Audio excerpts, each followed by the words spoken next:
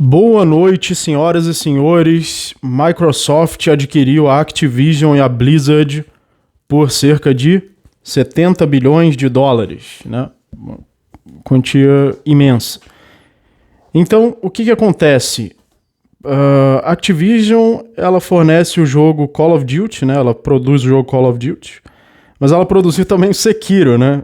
No caso, eu não ligo muito pra Call of Duty, pra mim é sempre a mesma coisa, os bonequinhos lá atirando, as criancinhas lá gritando, criancinhas chorando no microfone, né? Então, agora o Sekiro é um jogo que eu gosto bastante, já fiz live de Sekiro aqui, enfrentando aí os bosses, né, em sequência, naquela sequência que você enfrenta todos os bosses e os bosses tunados lá do final.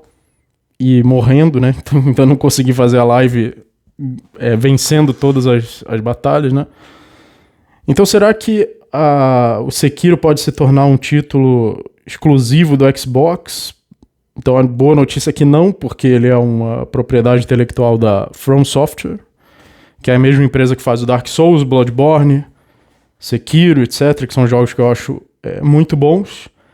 Agora, essa tendência de grandes corporações saírem comprando muitas outras empresas é uma tendência natural do sistema onde a gente vive, que é um sistema corporativista, onde empresas vão se tornando grandes oligopólios, adquirindo muito poder, muita propriedade intelectual, nesse caso, que também é monopólio, né? Lembre-se que a propriedade intelectual na indústria farmacêutica, por exemplo, mata muitas pessoas, já que ela encarece o preço dos remédios. Então imagina, uma pessoa pobre, doente, que precisa de um remédio, ela precisa pagar uma parte do preço para a propriedade intelectual e para o oligopólio, para a falta de concorrência. Então, falta de concorrência gera o quê? Preços maiores, produtos piores. No caso dos videogames, você fala, então você não vai jogar o seu videogame e vai ficar chorando aí por causa disso. Mas no caso de pessoas pobres que não podem comprar remédios, essas pessoas morrem, né? Então, propriedade intelectual não é uma coisinha bobinha qualquer. Ela salva vidas. A ausência dela poderia salvar vidas, né? Muita gente aí morre por causa disso. A propriedade intelectual é algo que a gente pode discutir aqui, suas várias desvantagens, né? Pelo ponto de vista tanto da ética, mas também da economia, mas também da produção de novos produtos intelectuais, de novas ideias, de novas tecnologias. A ausência de propriedade intelectual permitiria que você pudesse aperfeiçoar, pegar uma ideia que já está avançada num nível e aperfeiçoar um pouco mais. Só que muitas vezes você tem que começar do zero, porque senão você está copiando, você está violando a propriedade intelectual.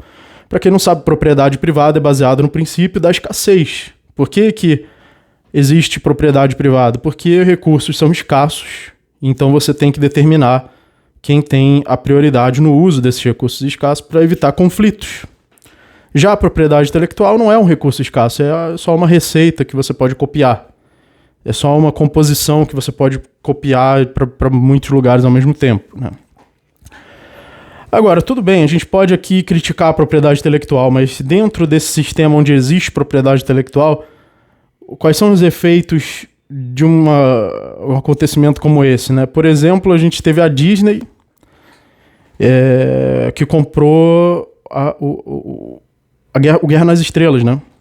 E o que aconteceu esse último filme aí, que eu acho que eu nem vejo mais, cara. Se sair outro Guerra nas Estrelas, eu acho que eu nem vejo mais. Mas esse último filme, como é que foi? O Despertar do Skywalker. Agora eu nem lembro, mas meu cérebro deletou já de tanta decepção. É um filme todo picotado, que não tem protagonista. Quer dizer, até tem, né, protagonista, que é a Rey e aquele carinha lá, o Adam Driver. Mas é um filme todo picotado. A maioria dos personagens tá ali só pra aparecer, só pra ficar no trailer. Só pra os nerdão ir lá ficar gritando.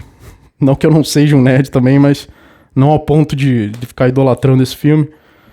Então eu acho que a trilogia original do Guerra nas Estrelas são filmes muito bons, né? A trilogia original lá da década de 70 e 80.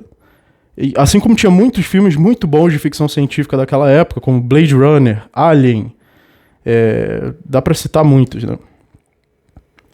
Blade Runner, Alien, tinha o Predador, o Exterminador do Futuro e muitos outros filmes bons de ficção científica o próprio Star Trek The Motion Picture, né? O primeiro filme do Jornada nas Estrelas. Agora, eram filmes feitos com criatividade, por uma visão artística, com roteiro feito por pessoas que estavam realmente querendo criar uma obra de arte, que estavam realmente querendo criar uma coisa original, e não pegar uma franquia, né? Uma franquia que já é como se fosse uma marca, uma Coca-Cola, que são coisas que acontecem no corporativismo, grandes corporações aí dominando sempre o mercado com o mesmo produto. Não evoluindo, né? E a propriedade intelectual ajuda nisso, ajuda a impedir produtos e franquias e marcas e enlatados e fórmulas enlatadas de evoluir e ficar sempre, né, enlatado do mesmo jeito.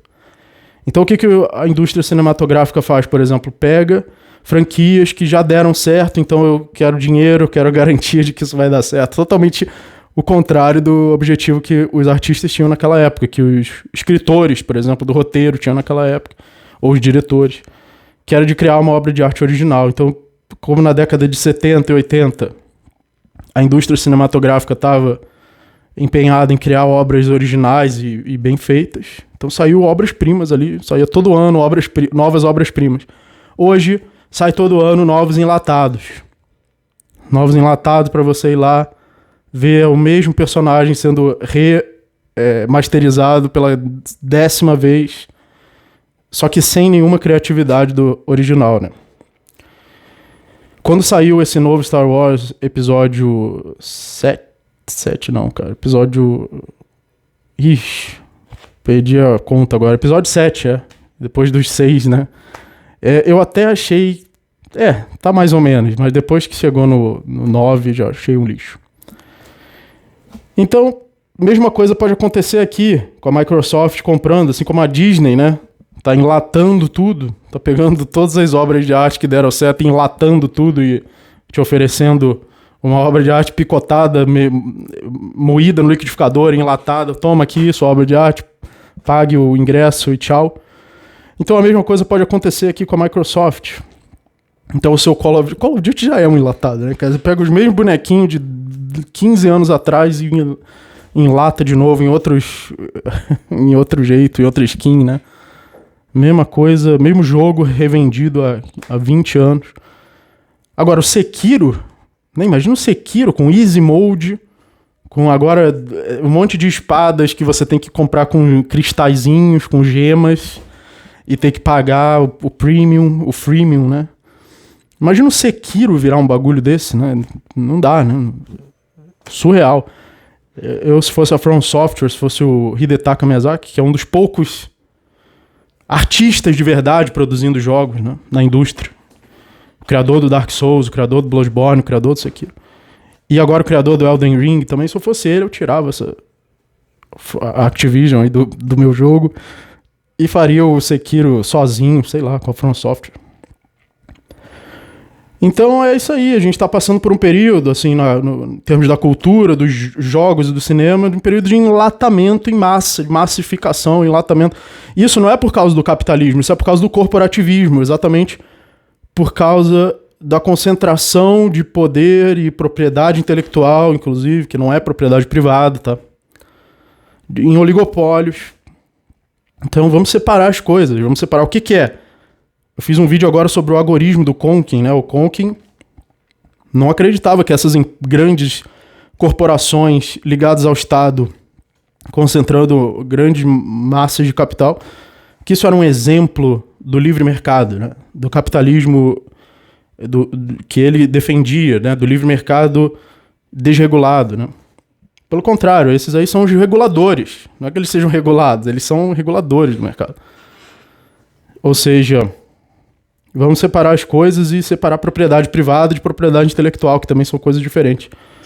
E eu gosto de certos tipos de filmes, principalmente essas ficções científicas dos anos 70 para 80 e 90 também. O Ghost in the Shell saiu nos anos 90. Akira saiu nos anos 80. Então, são grandes obras-primas e não se faz mais filmes desse jeito. Jogos até que se fazem, até que estão evoluindo, porque a tecnologia deles evolui demais, né? O fato de você poder ter jogos em 3D e ter o Hidetaka Miyazaki fazendo esses jogos aí dos Souls-likes, né?